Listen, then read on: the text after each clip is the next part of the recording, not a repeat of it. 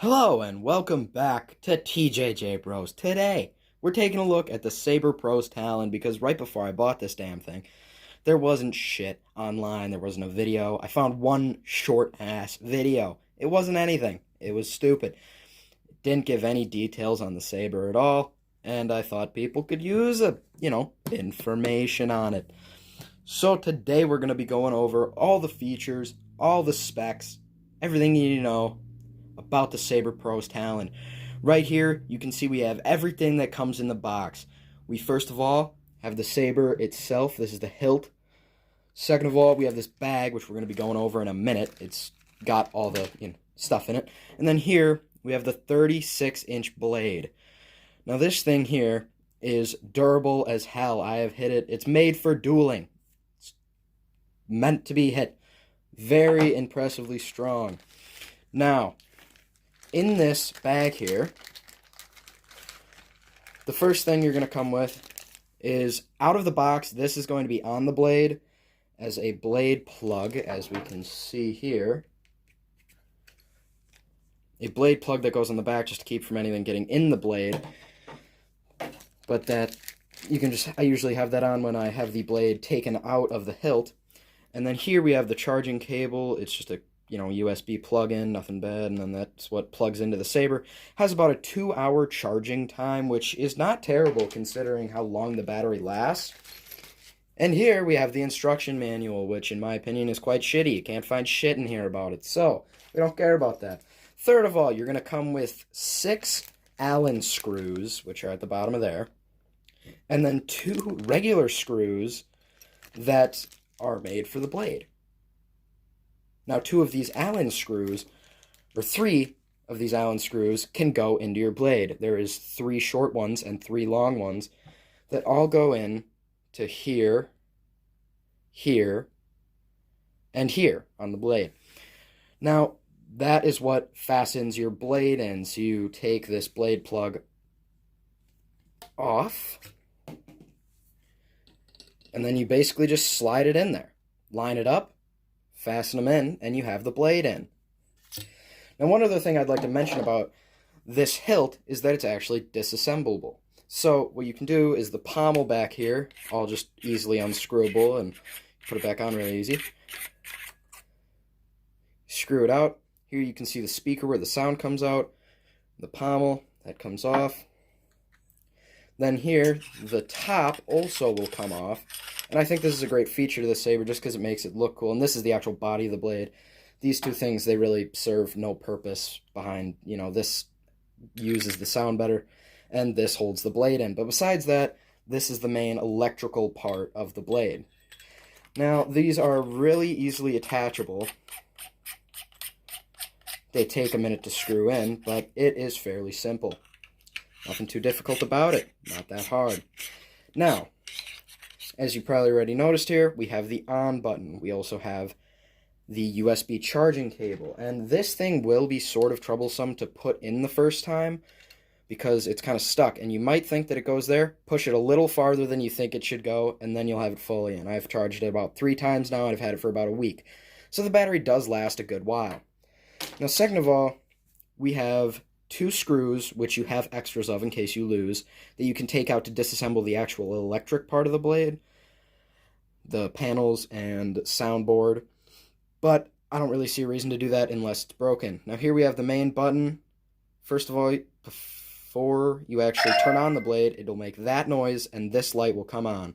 Now you know that you're in rest mode or sleep mode, but not deep sleep mode. Deep sleep mode is when this is off and there's no ring light. Now when you hit this, it turns on. Very simple. I don't have a blade in right now, so it won't actually show. Now, you hold it for 4 clicks on the blue ring. As you hold it longer, the blue ring will actually flash, depending on how many seconds you're holding it. Now, it does have 1 long shutoff time, and that's the only thing that I dislike about this Saber, is that it has a very long shutoff time, but that is the only thing I dislike about it. It has plenty of different sound fonts, but before we get into that, I'd like to put the blade in to show you what actually it does. Now that I have the blade fastened here, I'm going to show you all the different fonts and different things that it will do. First of all, after you have it in rest mode, not deep sleep, you can hit this button just one time, and it will ignite the saber. Currently I have the color on red. I'll be going over all the different colors in a moment. We have red. Now, if you hit this button one time, you will get a saber deflection sound and flash. Now, if you hold it down for 1 second, you can hit something, and it will give you a saber clash flash. Now, if you hold this down for 3 seconds, you are actually going to be able to change the color. So before we had red, here we have blue, yellow, cyan, a different shade of cyan, green, pink, orange, purple, yellow, pink, white, and we're back to red again. I think in total there is 12 different light colors, and there are shades in between, which I really enjoy about this saber because a lot of sabers you can get, and they're just one color, which is a reason why this is not only cost-effective, but very usable in many different scenarios. Now, the Smooth Swing RPG, which is the main base of this saber, when you swing it, it senses it, and it will make the noise.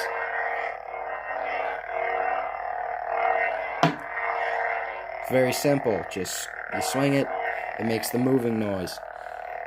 Easy enough. Then you're going to hold this down for a few more seconds, and we'll shut off, and the light will increasingly come out from the blade. We can set this down there, and now we're going to compare it to some other sabers.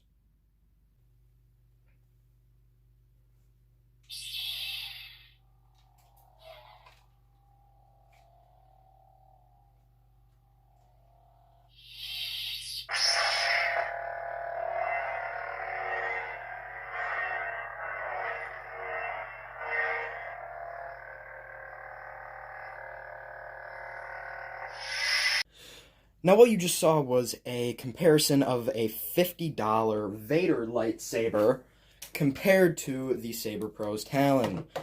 Now what we can also look at is the hilt size. This hilt is substantially bigger, and the blade is even larger. Now this saber only has one font, on, swing, which is very inaccurate, and flash on clash. Now, this here has all the different ones, including different variants of each one. So in off mode, you can hold the button down for 1 second, high volume, and it will change into high volume, mute, low volume, and low volume. Low volume is my personal favorite, but that's really just preference. Now another thing you can do is if you hold down this button for 3 seconds, it will change into certain different characters from Star Wars Saber fonts and noises.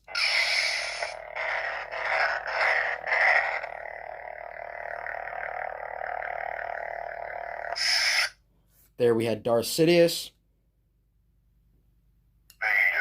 Vader, high volume, and Solo, Han Solo, Ahsoka, which is one of my personal favorites,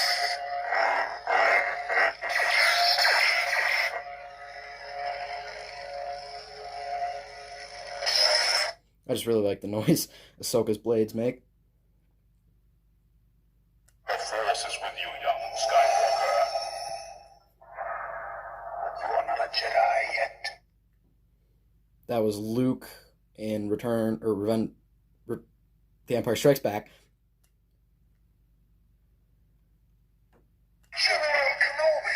There we have General Grievous, I've been waiting for this day for a long time. Kylo Ren, Final steps. Rey in Rise of Skywalker, Number 1, which is just its original sound font,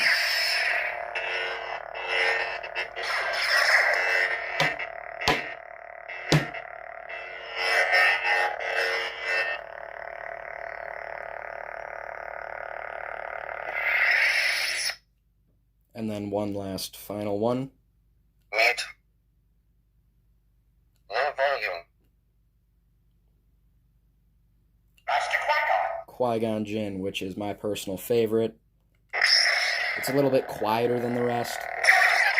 I also really like the battle droid sounds. And the swing. Again, one thing I really dislike about this saber, and it's really the only thing, is its shut-off time. You have to hold the button for 5 seconds, I believe, for it to shut off, which is just, you know, I'd prefer it to be one shut-off, but then we couldn't have all the other sound fonts. Now, to get it fully in sleep mode, when it's off or after you've just shut it off, you can continue holding the button, or you can just hold the button now.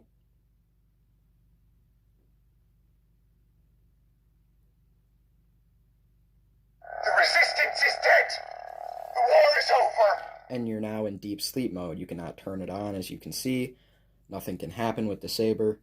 It's in deep sleep mode until you hold the saber again to restart it.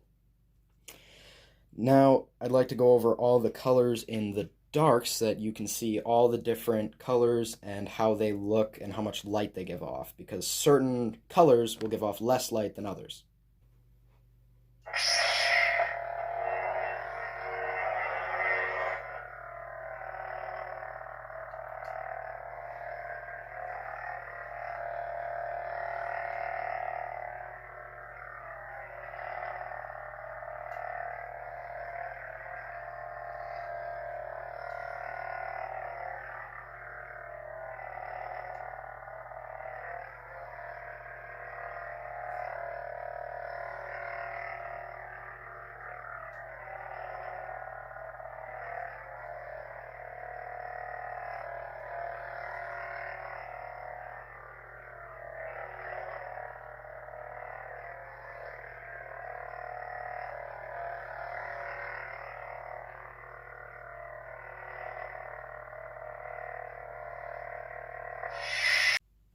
Now, should you buy this saber?